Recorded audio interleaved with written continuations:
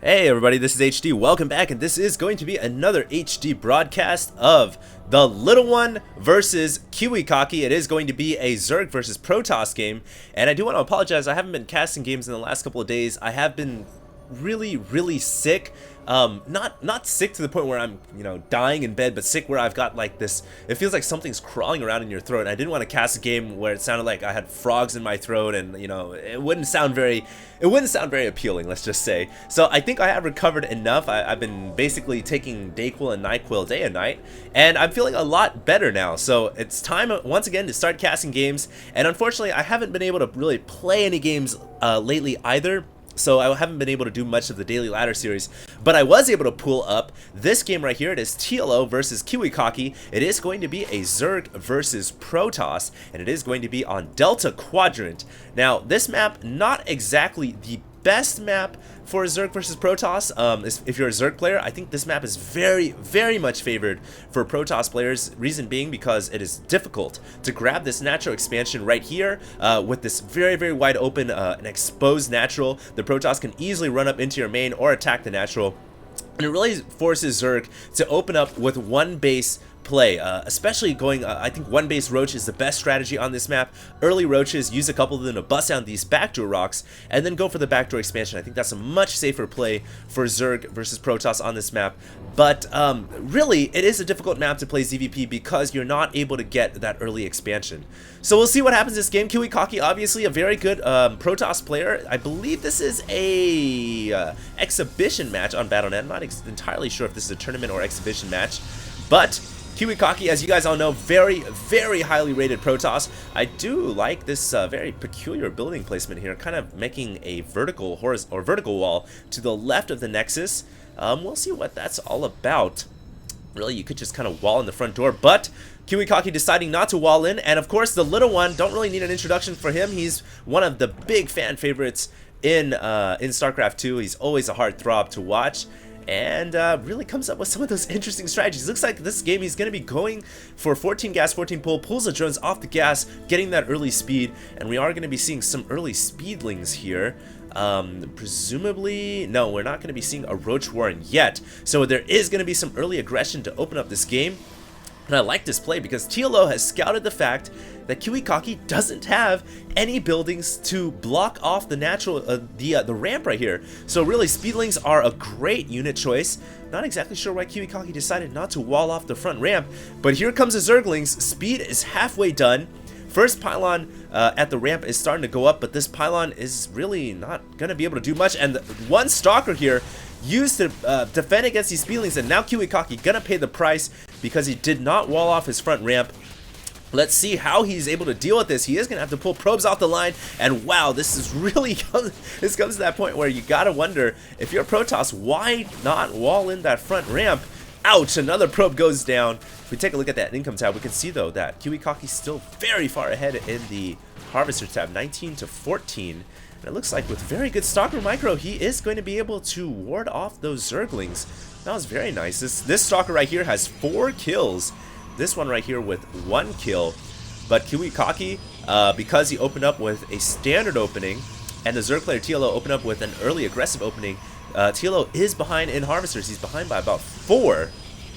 And now Kiwikaki looking pretty good, even though he didn't wall off. But here comes some more Zerglings from TLO. TLO also streaming in more Zerglings from the main base. He is going to try to cancel this gateway down. Kiwikaki will be forced to cancel that, and that is a huge loss for the Protoss player. Kiwikaki now has to throw up the gateway in the back, and it's still not actually quite sure what Kiwikaki's strategy here is. Is he gonna go for a 4-gate, or is it going to be just 3-gate expo?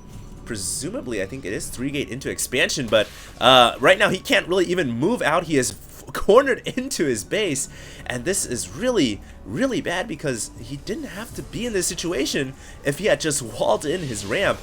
And now he's going to be forced to deal with the constant onslaught from Zerglings from TLO. Do know TLO also now has his natural expansion down, so he is not doing this without a fallback plan. He does have economy running in the background, and he is just using this aggression right now to make sure that he can secure and hold on to that natural expansion. So very nice play from TLO, abusing the fact that Kiwikaki did not go for that frontal blockade. And now Kiwikaki finally feeling confident enough to push out. He has about 4 Zealots, a Sentry, and 2 Stalkers. I think he does have enough to push out, but I believe that with TLO's early aggression, TLO has bought enough time to get his natural expansion down, and he even has a bunch of Spine Crawlers going up, 1+1 right there. And so I think he should have enough to defend against this, even if Kiwikaki pushes out.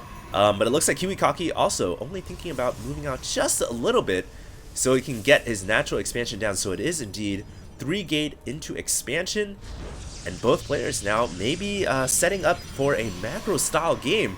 And forget what I said about this map being more favored for Protoss versus Zerg, because honestly, it's only favored for Protoss versus Zerg in the early to early mid game when this expansion is very difficult to grab. But now TLO has already secured it. So honestly, I think that this map is now pretty balanced. I think it's anyone's game to take away. If we look at the income tab, we can see Kiwikaki still a little bit ahead, but TLO rapidly catching up. That's the Zerg economy right there. I think he is now dead even, 32 with over 32. And so both players very, very close. Difficult to tell who's going to come out ahead, as TLO is starting his morph up to layer tech, which it's a little bit late considering it's 9 minutes into the game. But the nice thing is, because he opened up with early aggression, he has his natural expansion down, doesn't really need layer tech quite yet, but eventually he will need some speed roaches. Can't really rely on speedless roaches for too long, especially with Kiwikaki now coming in with the front. He's got Stalkers, he's got Sentries, and he's got Zealots. It's all going to fall on TLO now. Can he hold on? He's going to have to use Transfuse on the Spine Crawlers as much as he possibly can to keep himself alive. It looks like Kiwikaki will not be pushing out any further. Just going to tag the watchtower, says hello, and then is going to fall back. Just a little bit of cat and mouse here or there, and that's really nice to do. If you're at a high level, you never want to leave your army just chilling there. You really want to move it out, scare your opponent a little bit, because as you guys can see, as he was pushing out, he pumped out more harvesters. TLO got scared. He's instead pumping out more roaches, and in the long run, that's going to help Kiwikaki and the Protoss a lot more than it's going to help the Zerg. Also, do note, very nice building placement here towards the mid game. He's using this as a full blockade from any Zerglings from running in. Also slaughters a queen at the center, using some force fields to make sure that queen couldn't get away.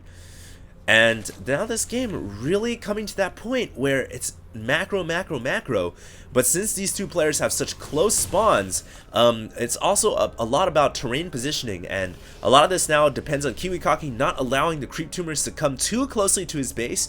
Also note he's got this central Xel'Naga watchtower, and it's also going to come down to TLO and how much economy he can pump out and how much more attacking units he can get, and also of course grabbing that ever crucial third expansion. It looks like TLO already one step ahead, gonna start to work out the rocks right here at the backside where the gold is, and this really is the only expansion that TLO can grab safely that is adjacent to his natural expo.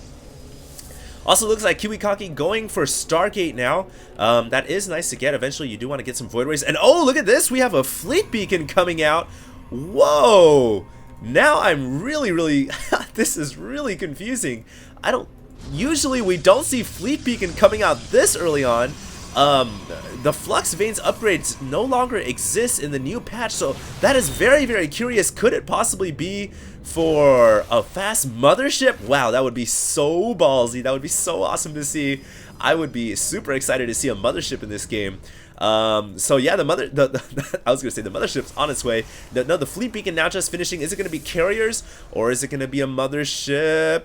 We'll keep our eye on that production tab. Oh my god, it is a Mothership. There's a Mothership on the way. This is super crazy. TLO already has an Overseer though, so he is gonna be able to see cloaked units from the Mothership, but that Vortex ability still comes into play. It can definitely do a lot of damage because it forces the Zerg army, basically it takes half of it out of the game. It's just like the Stasis Field from the Arbiter in StarCraft 1.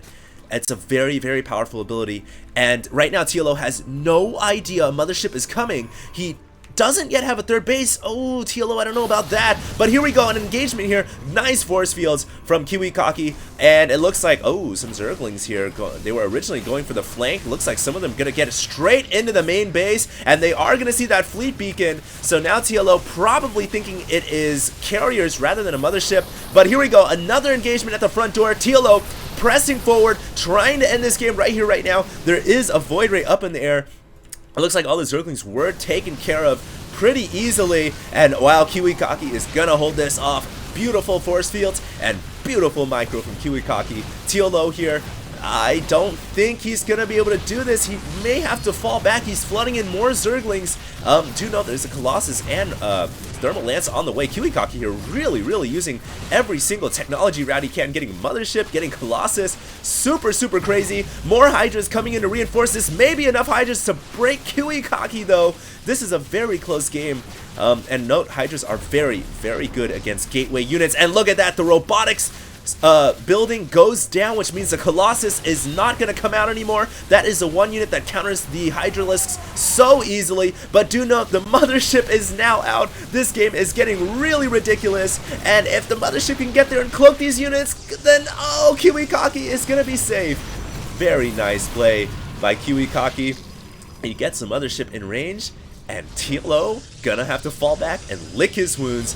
That was a super close battle. Kiwikaki knows how close that was. In fact, so close, he's gonna go ahead and morph in 5 photon cannons to make sure the front door is safe.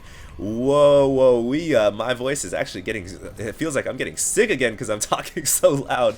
Definitely getting hoarse at the very least. Tealo is a beast, but Kiwikaki also a beast. Going for the Mothership. If this play works out, I salute Kiwikaki. As the Protoss, whatever they are, the Judicator, the Aldicator, the king of Protoss. This guy is so baller. He's got the Mothership now, but Tealo going for a Hydra break. Oh, Vortex on the Hydralisk, and Tealo actually thinking, hey, if you're gonna Vortex me, I'm just gonna run the rest of my army inside and keep them safe. So when they all pop out, they'll be in a one whole army intact, rather than losing half my army here and then dealing with the other half later. So very wise play right there. But now Tealo, finally the Vortex wearing off, but I don't think Tealo is going to push forward. Still too many Stalkers here. I would really like to see Kiwikaki get that Colossus out. He needs this so badly. If there's one wish he could make, if there was an airplane in the night sky and he got one wish, that would be the Colossus. He already got the Mothership, duh. Yeah, that would be the Colossus. He needs that so badly to deal with the Hydralisks.